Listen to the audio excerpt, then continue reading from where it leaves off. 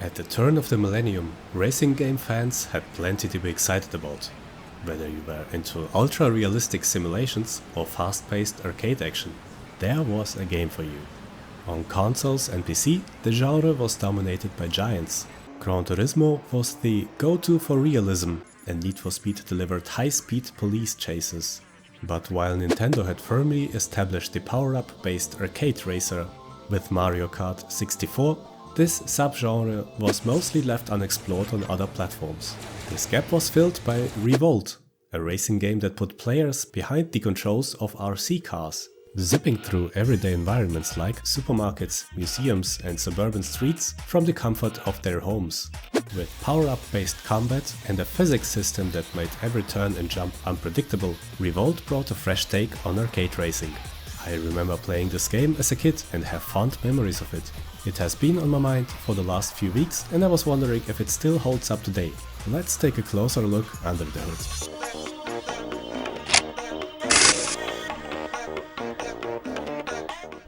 Revolt was developed by Acclaim Studios London and published by Acclaim Entertainment in 1999. Acclaim Entertainment was known for its aggressive and sometimes questionable marketing tactics during that era, often employing unconventional methods to promote their titles. The game received mixed reviews at release, differing across platforms. While being decent on PC and Dreamcast, it lacked features on the PlayStation and Nintendo 64, where the scores were modest. Nowadays the game is available on Steam and has very positive reviews. Acclaim Entertainment has been defunct since 2004. Fans continued to support and extend the game by making fan-made vehicles and courses, and by operating multiplayer servers. And along the way they remastered the whole game. As a side note, for this review I am using RVGL, a fan-made rewrite of Revolt's source code. More on that later.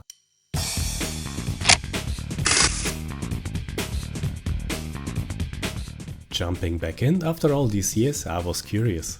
Does Revolt still feel as fast, chaotic and fun as I remember? Let's start with the core of the experience, the gameplay. The premise of the game involves racing radio-controlled cars that feel light, bouncy and sometimes unpredictable. All cars feel different. Front-wheel drive cars are light, stable but generally lack power. Rear-wheel drive cars are also light, but accelerate quicker, are less stable in corners or on slippery surfaces. And four-wheel drive cars are heavier, but can carry more speed through, for example, corners on slippery marble floors. You race the cars around everyday locations, like a supermarket or a museum. One room here reminds me of Mass Effect's Illusive Man. Less of an everyday location, but in Ghost Town I noticed that a dog is barking non-stop. It appears to be the same dog as in another track, but he is nowhere to be found. Similarly to Mario Kart, there are alternate paths, shortcuts, jumps and tight corners. Winning a race requires very good track knowledge. You choose one of 7 game modes, one needs to be unlocked first and another one is multiplayer only. You also can choose one of 4 modes, and here I had to search online for an explanation. This is the game difficulty, ranging from Junior RC, the easiest, to Simulation. During a race you collect random weapons or power-ups to use to displace competitors. There are 11 different pickups, most of them feel like copies directly from Mario Kart, and without exception they're all annoying on the receiving end. Cars and tracks, also their respective reversed and mirrored versions, can both be unlocked through success in several game modes, while progress can be tracked in the progress table. Expect the screen to look exactly the same for a long time, because the difficulty is brutal. The game is hard and unforgiving, the controls are very sensitive and feel twitchy for some cars. I tried playing with an Xbox controller for a bit, but quickly returned to keyboard as the controller felt even worse. The AI opponents can push you into obstacles and are using power-ups very aggressively. An unlucky hit by an unfriendly shockwave can cost you multiple seconds, which are difficult to catch up. In combination, this can lead to a lot of frustration, especially in championship mode, where you have to come out first after 4 races and only have 3 retries combined. I understand that this is a skill issue, but I definitely don't remember that part from my youth. Maybe I'm just getting old, or maybe after the 4th game review, my video game skill deteriorated to journalist mode. It took me serious effort and dedication to finish just one part of the first quarter in the progress chart. I replayed the tracks so many times that I knew them by heart, and this is where my progress looks like after about 8 hours of grinding. At some points it felt like I got the hang of it, only to be stuck on the same time trial for another 30 minutes. But man, it felt really rewarding when I was able to finish it with almost a second left on the clock.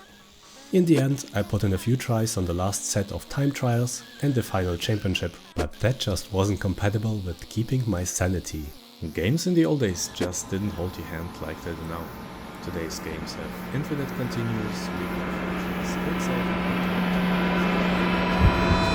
where you have to repeat sections many times until you understand them, but many games today feel like dumped down YouTube. Future me here, I apologize for past me for whining. I took a break from editing and all I could think about was finishing the game. Enjoy the training montage.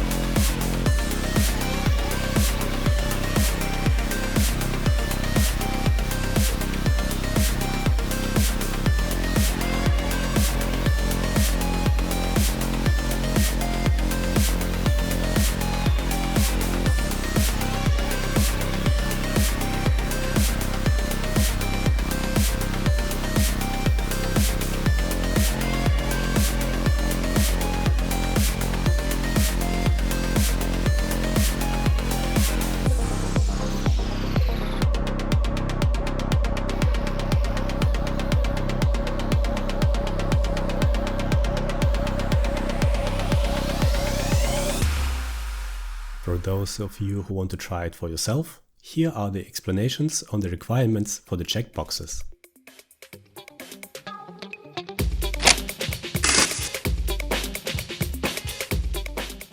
The game can be played in split screen with up to 4 players or with up to 12 players online. As mentioned earlier, the developer studio closed a long time ago, taking the multiplayer servers with them. Thus fans took matter into their own hands and have created an open source cross-platform lobby client, by saying that quickly 3 times in a row, called RV House. In the latest iteration, the community developed RVGL, a cross-platform rewrite of Revolt's source code that runs on both Windows and Linux, and ports exist for Mac OS and Android. Here's a list of features. The game runs great, I have yet to encounter one single bug or game crash.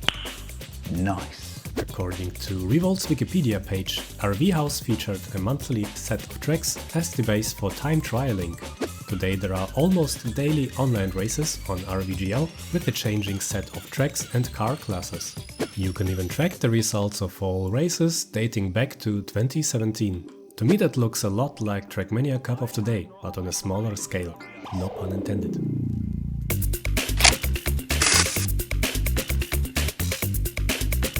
The game is available on Steam, and thus mods can directly be installed via the Steam Workshop, though the choice here looks very meager. The real chunk of the custom-made content is available directly through the RVGL launcher. With just a few clicks it is possible to automatically download and install a myriad of cars, tracks and music. And when I say myriad, I mean it. Just take a look at this.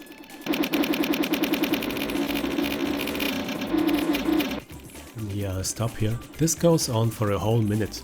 And like in the base game, all the cars behave differently, have multiple skins and they fit into the game very well. It's similar for tracks and music.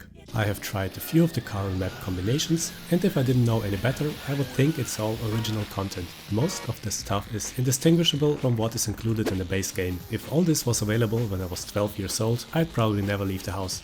I also stumbled upon this video showing a custom race with 200 cars. You should definitely check out that chaotic mess. Link in the description. Revisiting Revolt after all these years was tougher than I expected. The physics are trickier, the AI is relentless, and some of the tracks are downright unforgiving, but beneath the challenge is a well-made creative racing game. It may not be as easy to pick up as I remember, but if you like a good challenge, Revolt is definitely worth a spin today. Thank you for watching, and I hope you have a great day.